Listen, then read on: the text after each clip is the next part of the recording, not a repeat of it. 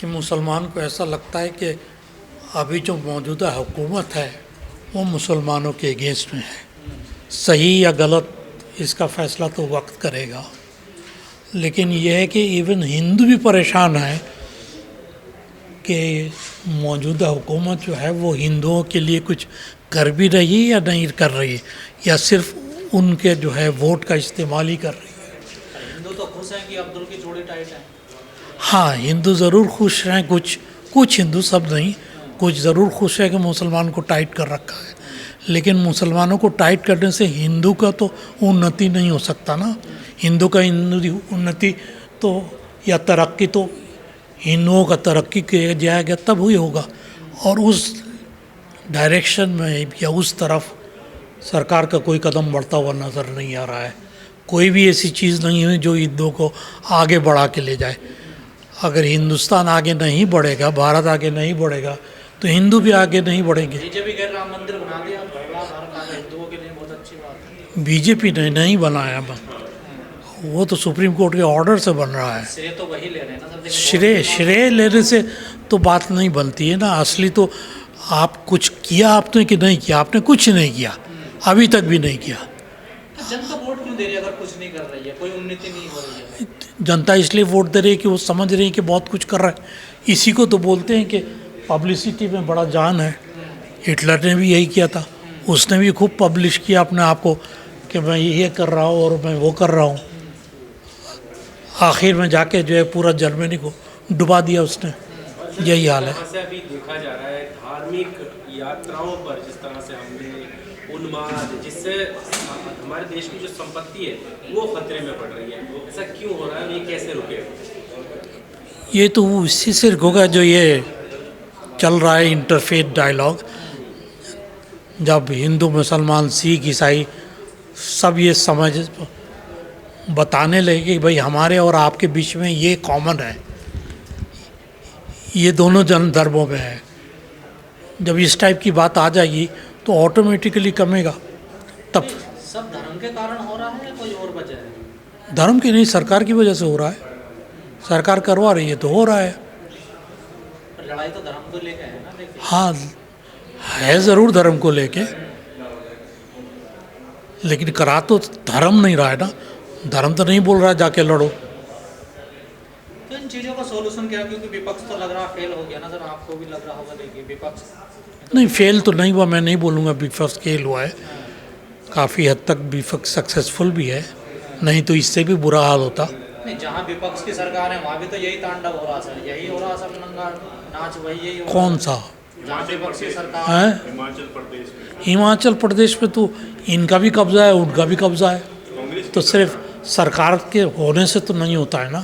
Sir अभी योगी आदित्यनाथ का एक बयान आया है जो आज के समाज को देखकर काफ़ी चर्चा का विषय बना हुआ है कि कोई मुख्यमंत्री इस तरह का भाषा का इस्तेमाल कर रहा है, बटोगे तो कटोगे और एक रहोगे तो नेक रहोगे। कैसे देखते हैं इस बयान को?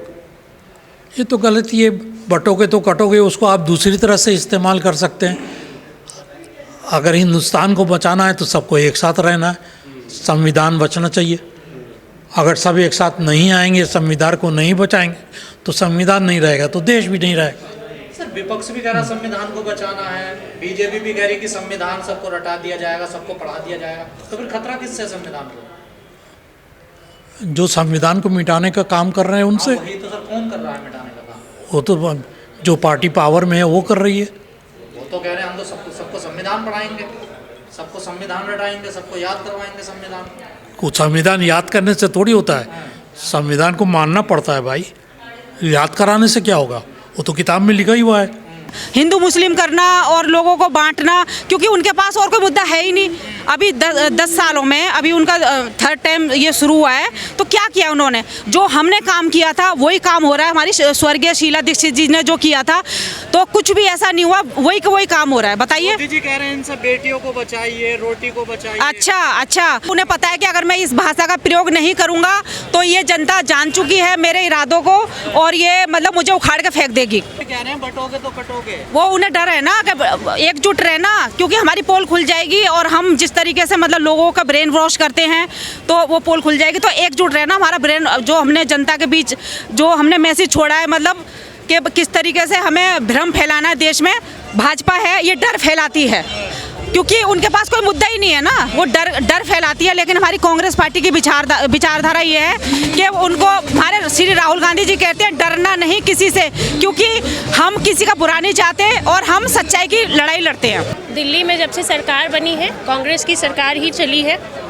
बीच में कुछ धोखेबाजी से लोगों ने झूठी सांत्वना देके लोगों से गवर्नमेंट बनवाई, जो कि आप सरकार का आप हालत देख ही रहे हैं किस तरह से है। और कांग्रेस अपनी उस पोजीशन को वापस लाने के लिए ग्राउंड लेवल पे काम करना चाहती है। हर युवा, हर महिला और हर वर्ग की जनता को जोड़ना चाहती है। उनके हक के लिए, उनके न्याय की ये लड़ाई है। इस दिल्ली के जितनी भी जनता है उनके लिए जो न्याय हम दिलवा सकते हैं, कांग्रेस उसके लिए ये कदम और ये पहल कर रही है। दिल्ली में किस तरह का न्याय हो रहा है जनता के साथ? आपको लगता है न्याय किस तरह का न्याय? उनको न्याय ही चाहिए, अन्यायों की कमी। अन्याय तो आप देख ही रहे हैं, हर एरिया में आप जाके देखेंगे ना तो उन्हें बिजली की प्रॉपर सुविधा है। बिजली के जो बिल सरकार कांग्रेस गवर्नमेंट थी तब 2000 तक आते थे, आज वो 2000 से 10,000 तक बढ़ चुके हैं। भले आम आदमी पार्टी ने उसको ये बोला कि हम कुछ यूनिट तक बिल फ्री देंगे, बट दूसरे उसके बाद जो लोगों पे मार पड़ी है बिजली की, आपको भी पता ही है। ना तो सुविधाएं हैं, पानी आप देख रहे हैं, वाटर लॉबिंग की समस्याएं हैं जो कि आजकल बनी हुई है। हर महिला मोहल्ला क्लिनिक ज़रूर इन लोगों ने बनवा दिया है, पर आपको भी पता है क्या वहाँ आप वो सुविधाएं ले सकते हैं? जो स्कूल बने हैं वो शीला दीक्षित के समय से प्रपोज थे। क्रेडिट कोई और, काम कोई और करता है, क्रेडिट कोई और ले जाता है, आप जानते ही हैं। बटेंगे और कटेंगे वाली नीति पे चलेंगे तो किसी भी सरकार से किसी भी देश का उन्नति और प्रगति नहीं हो सकती।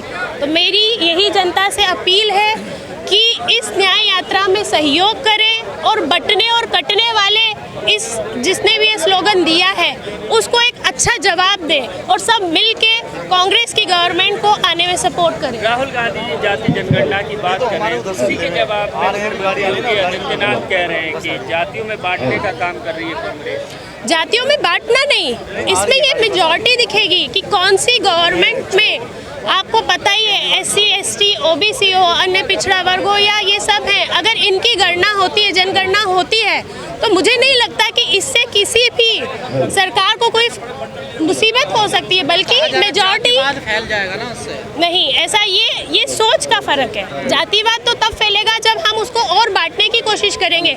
आप प्रायोरिटी दीजिए उस चीज़ को जो सभी के लिए इम्पोर्टेंट है, रादर देन आप उसको जाति मत गणना के हिसाब से बांटने की कोशिश करें।